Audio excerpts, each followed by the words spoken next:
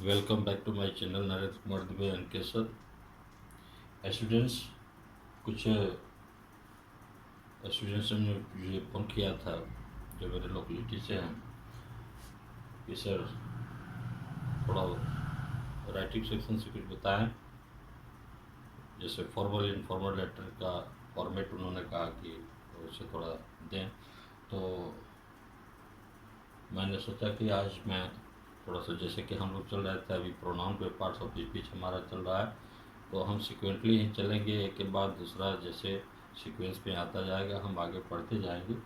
लेकिन बीच में ये फॉर्मल लेटर का डिमांड था, तो आज मैं चला हूँ आपको बताने फॉर्मल लेटर क्या है, इसके फॉर्मेट क्या है, इजी ट्रिक में कैसे आप उसे आसानी से याद कर सकते हैं और क्या तरीका है उसे माइंड में सेटअप रखने का। देखिए, ये एक दिन में तो सब कुछ नहीं हो सकता है। मैं तो बहुत लेट से अपना वीडियो बनाना शुरू किया क्योंकि मुझे ज़्यादा आइडिया ही नहीं है यूट्यूब के बारे में। आप पहले से अगर मेहनत किए हैं तो वह रंग लाएगा, और अगर ध्यान देंगे तो थोड़ा बहुत यहाँ से भी समझ आ ही जाएगा। आपको जो चीज़ एक साल में पूरा करना होता है उसको कुछ दिनों में आप तैयार नहीं कर सकते हैं। अगर अब तक आप तैयार नहीं हैं तो 2-4 दिन में आप बहुत कुछ हासिल नहीं कर सकते हैं। लेकिन यदि एक बार भी आपने पढ़ा होगा तो ये हेल्पफुल होगा, आपको इससे काफ़ी मदद मिलेगी। तो बिना देरी किए आइए आते हैं हम अपने वीडियो पे। Letter writing. देखिए, हिंदी में अगर आपने पत्र लेखन को जाना है कि पत्र लेखन क्या होता है, हिंदी में अगर पता है तो बस translate it into English, that's all. एक भी, ये दोनों कम्प्लीमेंट है क्योंकि दोनों लैंग्वेज है, हिंदी भी लैंग्वेज है, इंग्लिश भी लैंग्वेज है। तो हिंदी जो है इंग्लिश में आपको हेल्प करेगा, इंग्लिश जो है आपको हिंदी में हेल्प करेगा। तो आप जैसे तैयारी किए होंगे उस हिसाब से आपको मदद मिलेगी। आइए एक बार इसको समझते हैं। पत्र लेखन उसको हिंदी में कहते हैं और इंग्लिश में ये आपका लेटर राइटिंग। अब इसको अगर मैं फोकस करना चाहूँ तो उस पर ज़्यादा टाइम जाएगा कि लेटर राइटिंग का लिटरल फॉर्मेशन क्या है। हम आते हैं सीधे, इसके दो टाइप्स हैं, एक है फॉर्मल और दूसरा है इनफॉर्मल। तो आप जानते हैं कि फॉर्मल का मतलब, एक वर्ड आपने जरूर सुना होगा, फॉर्मेलिटी। जैसे किसी के यहाँ कोई फंक्शन होता है, कोई मेहमान आता है, कोई जान पहचान का आता है, थोड़ी देर रुकता है और निकल जाता है। कुछ लोग उसे देख पाते हैं, मिल पाते हैं, कुछ बाकी रहते हैं। तो जो बाकी रहते हैं वो आदमी पूछते कह रहे वो आदमी आया था, वो है कि चला गया। तो रिस्पॉन्स मिलता कि चला गया, तो आदमी कहता हो वो तो सिर्फ फॉर्मेलिटी पूरा करने आया था। तो बस ये औपचारिकता है। ये फॉर्मल हो गया और ये इनफॉर्मल हो गया। आप अच्छी तरह से जानते हैं, अगर एफिक्स आपने पढ़ा होगा तो एफिक्स में सफिक्स और प्रीफिक्स दो वर्ड आते हैं जिसको हिंदी में आप उपसर्ग और विसर्ग कहते हैं। तो जो प्रीफिक्स होता है तो वो किसी वर्ड से पहले ही लग जाता है और सफिक्स जो है किसी वर्ड के आगे लगता है। तो ये इन जो है, ये प्रीफिक्स है जो एनोनिम्स वर्ड बनाता है, किसी भी शब्द का विलोम शब्द बनाने का काम करता है। तो ये वर्ड हमारा फॉर्मल है और फॉर्मल में इन प्रीफिक्स जुड़ जाने से ये उसका विलोम शब्द बन गया। यानी यहाँ अगर कहें कि फॉर्मल का तात्पर्य औपचारिक से है, औपचारिक हो, तो यहाँ हो जाएगा अनौपचारिक पत्र, उसका विलोम होगा अनौपचारिक।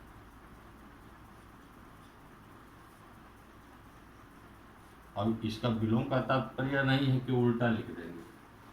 हाँ, अब मान लीजिए कि कोई राइट हैंड से लिखता हो तो लेफ्ट हैंड से लिखना चाहे तो मुश्किल होगा ना। तात्पर्य यह है कि इसमें विरोधाभास कहाँ है, तो यह है कि एक जगह हमें फॉर्मेलिटी पूरी करनी होती है, एक जगह बिना फॉर्मेलिटी का। जैसे घर पे रहने के लिए कोई ड्रेस कोड नहीं होता है, जो मन किया सो पहना। लेकिन अगर स्कूल में जाना है तो स्कूल का जो ड्रेस कोड है उसे फॉलो करना है, नहीं तो वहाँ तो आपसे इंट्रोगेट किया जाता है। तो डिसिप्लिन वहाँ मेंटेन करना है आपको। यही है फॉर्मेलिटी। आप अगर फॉर्मल लेटर लिखते हैं तो उसमें कुछ औपचारिकताएँ हैं जिसे आपको पूरा करना होता है, और इसके पीछे जो कारण है कि ये लेटर जो है रजिस्टर्ड होता है, इसका डायरी मेंटेन होता है। इसके वजह से कुछ चीज़ें जो होती हैं आवश्यक होती हैं जो आपको मेंशन करना होता है। तो आते हैं इसके फॉर्म पे। फॉर्मल लेटर जो होता है मुख्यतः 4 प्रकार के होते हैं, इसमें और भी जुड़ते जाएंगे, कंप्लेंट लेटर, ऑर्डर, है ना, इंक्वायरी, दिस दैट, ये सब जुड़ते चले जाएंगे। इसमें पहला मैंने दिया है कि लेटर्स टू एडिटर, संपादक को पत्र। संपादक को पत्र आप लिखते हैं, आप किसी सोशल वर्क से रिलेटेड किसी इशू को आप रेज करना चाहते हैं, आप अथॉरिटी का अटेंशन जो है अट्रैक्ट करना चाहते हैं, तो या अपनी बात पीपल तक जो है कन्वे करना चाहते हैं, तो एक मीडियम है आपका एडिटोरियल। अब है दूसरा ऑफिशियल लेटर। आप जिस भी ऑफिस में काम करते हैं उसमें विभिन्न तरह के कार्य होते हैं जो आपके पत्राचार के माध्यम से पूरे होते हैं। और तीसरा होता है आपका बिजनेस या कमर्शियल लेटर का है, जिसमें व्यावसायिक है, वाणिज्यिक है पत्र। इसमें आप खरीद फरोख्त, लेन देन, इन सब संबंधित बातें आप लिखते हैं। और चौथा है एप्लीकेशन। एप्लीकेशन में आप विशेष करके जब पढ़ रहे होते हैं तो आप एक एप्लीकेशन तो बराबर लिख रहे होते हैं जो आपका लीव एप्लीकेशन होता है, और पढ़ाई कर लेने के बाद दूसरा जो एप्लीकेशन आप यूज करते हैं, आप जॉब एप्लीकेशन पे चले जाते हैं। और भी एप्लीकेशन है, अकाउंट खुलवाना हो तो वहाँ के लिए भी एप्लीकेशन देना होगा। जिस भी डिपार्टमेंट में आप जाएंगे तो पहला तो एक एप्लीकेशन आपको देना ही है वहाँ पे, अगर आपको कोई काम लेना है तो। अब आते हैं इनफॉर्मल में।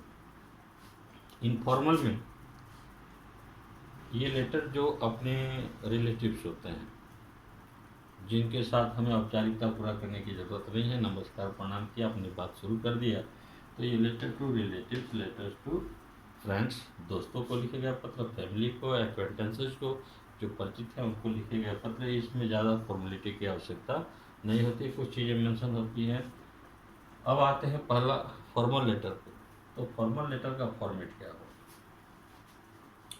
अगर आप इसे नोट कर पा रहे हो तो नोट कर लेंगे, स्क्रीनशॉट ले लेंगे, या वीडियो को तुरंत सुन करके देख करके आप लिख सकते हैं। मैं फॉर्मेट आपको लिख देता हूँ कि फॉर्मल लेटर का फॉर्मेट क्या है।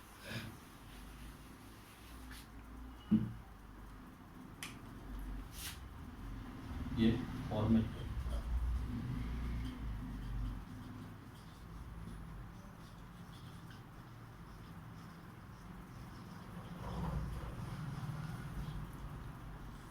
औपचारिक पत्र का जो फॉर्मेट है वो यह है कि सबसे पहले आपको सेंडर्स एड्रेस लिखना होता है। सेंडर्स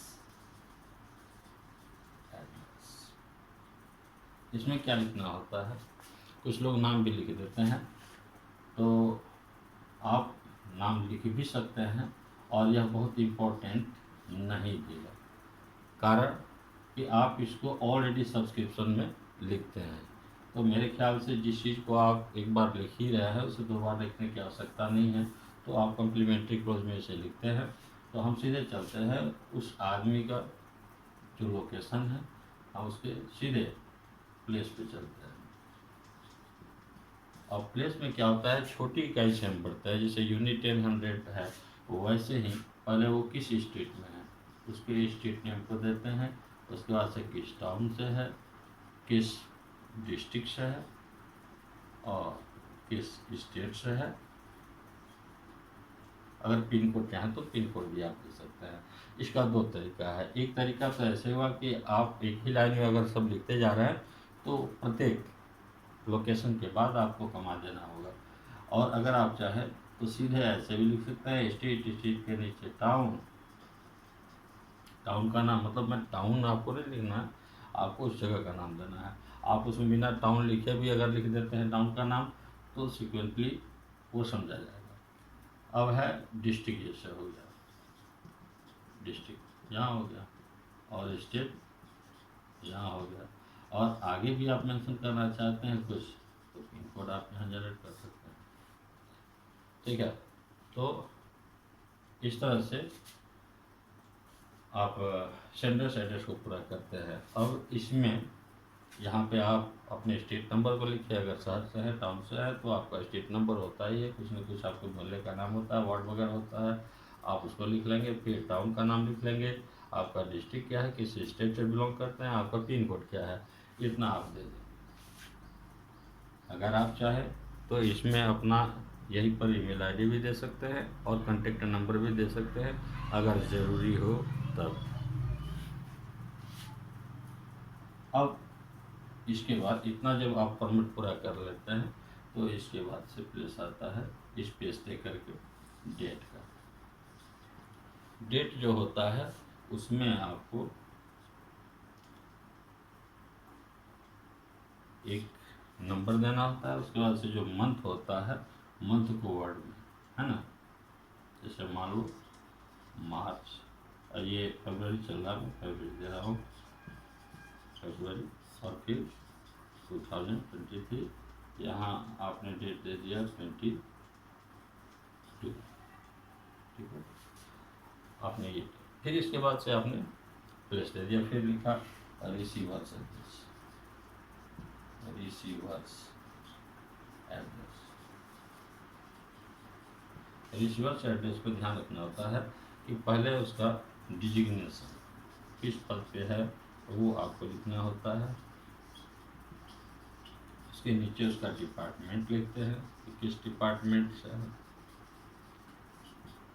और उसका लोकेशन लिखते हैं, यानी इतना आप लिख लेते हैं। अब डिजिग्नेशन में मान लो कि अगर आप लिखते हैं द मैनेजर, तो उसका डिपार्टमेंट क्या है, जैसे मान लो द दैनिक कर दिया, दैनिक न्यूज़पेपर आपने दे दिया, प्लेस दे दिया पटना, ऐसे आप दे सकते हो। इसके आगे आपने सेंटर्स कर लिया, आपने डेट दे दिया, उसके बाद रिसीवर्स एड्रेस दे दिया, रिसीवर्स एड्रेस के बाद आप आते हैं सब्जेक्ट।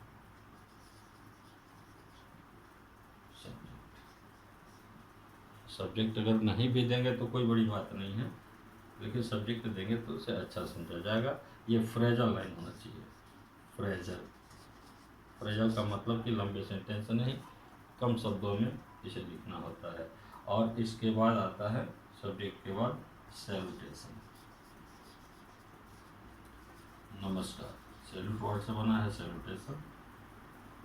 और इसमें आप सर, मैडम, अगर पता है कि सर है तो सर लिखिए, अगर मैडम है तो मैडम लिखिए। और आपको लगता है कि ये कई ऑफिस से होकर के जाएगा तो सर्स लिखिए।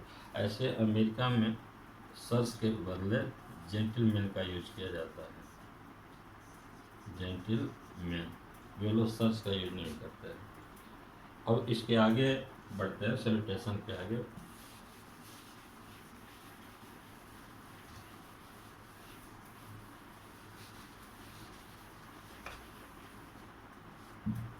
तो आता है हमारा body of the letter, body of the letter. इसमें भी 3 पार्ट आते हैं। पहला पार्ट जो होता है वो इंट्रोडक्टरी होता है, जिसमें आप कुछ लाइन अपने मैटर के जो सब्जेक्ट से जुड़ा होता है, जो सब्जेक्ट आप देते हैं उसी चीज़ को थोड़ा सा अच्छी तरह सजा करके, चूँकि वहाँ फ्रेजल देते हैं, यहाँ पर 1 से 2 सेंटेंस में आप उस चीज़ को पूरा कर सकते हैं। वही इंट्रोडक्टरी पैरा हो गया आपका, यानी आप किस विषय पर बात कर रहे हैं उसी को यहाँ डिफाइन कर देना होता है। दूसरा होता है मेन कंटेंट, यानी आप अपने बात को यहाँ डिटेल में देते हैं, है ना, यानी इसको डिस्क्रिप्टिव भी कह सकते हैं, डिस्क्रिप्टिव पैराग्राफ। और तीसरा कंक्लूसिव होता है, इसमें आप अपना फाइनल डिसीजन देते हैं, अपना जो विल होता है, उनसे जो एक्सपेक्टेशंस होते हैं वो आप यहाँ लिखते हैं। आपके सजेशन एडवाइस जो होते हैं वो यहाँ आप लिखते हैं। जैसे मान लीजिए आप किसी को प्रॉब्लम है, आपको उसे समझ में नहीं है, तो वो आपके काम को डिले करेगा करने में। अगर आपके पास कुछ आइडिया है तो आप उसे सजेशन दे दीजिए कि सर मैं चाहता हूँ आप ऐसे करें तो ये चीज़ का सॉल्यूशन निकल जाएगा। तो ये हो गया। फिर आते हैं, इसको करने के बाद से हम आते हैं सब्सक्रिप्शन पे। सब्सक्रिप्शन, इसको कम्प्लीमेंट्री क्लोज भी कहा जाता है, कम्प्लीमेंटरी क्लोज, कम्प्लीमेंट्री क्लोज। अब इस कम्प्लीमेंट्री क्लोज में आप यूज करते हैं योर्स, और इसके बाद से फेथफुली, इसको आप चुने या ट्रूली चुने या सिंसियरली चुने। ओबीडियंटली का यूज यहाँ नहीं करना चाहिए, और अगर आप किसी प्रिंसिपल टीचर को लिख रहे हैं, वहाँ पे माँ बाप को लिख रहे हैं, वहाँ पे ओबीडियंटली का यूज करें, क्योंकि उसका मतलब आज्ञाकारी होता है, और हर आदमी का आज्ञाकारी हर आदमी नहीं होता है। आप बिजनेस कर रहे हैं तो पार्टनर है, वहाँ आज्ञाकारी कौन किसका होता है। तो ये हो गया हमारा सब्सक्रिप्शन। यहाँ हमने दे दिया ये योर्स ट्रूली। इसके बाद से आप अपना सिग्नेचर देते हैं, यानी अपना नाम देते हैं, आप कौन हैं, या किसी डिपार्टमेंट से है, जैसे आप टीम मैनेजर है तो आप मैनेजर लिखिए, यहाँ अपना नाम दीजिए, और उसके बाद अपना डिजिग्नेशन लिखिए कि मैं मैनेजर हूँ, डिजिग्नेशन। अगर डिपार्टमेंट है तो अपना डिपार्टमेंट भी दीजिए कि किस डिपार्टमेंट से आप हैं, ठीक है। यहाँ भी आप सेंडर से एड्रेस मैंने जो दिया था, वहाँ भी आप डिपार्टमेंट अपना लिख सकते थे, और यह डिपार्टमेंट आप दे दीजिए, ठीक है। सिग्नेचर दिया, अपना डिजिग्नेशन दिया, डिपार्टमेंट दे दिया, दैट्स ऑल। इतना अगर आपको पता है तो आपका फॉर्मल लेटर कंप्लीट है। इसी बेसिस पे अब चाहे जो भी लेटर बस आप लिख सकते हैं। थोड़ी सी अट्रैक्टिव लाइंस का यूज किया जाता है, जो सुनने वाले को प्यारा लगे, अच्छा लगे। अगले दिन अगले वीडियो के साथ, हाँ एक रिक्वेस्ट है, मेरे चैनल को सब्सक्राइब कर दीजिएगा, लाइक कर दीजिएगा, और बेल आइकन पे ऑल को क्लिक कर दीजिएगा। Thank you.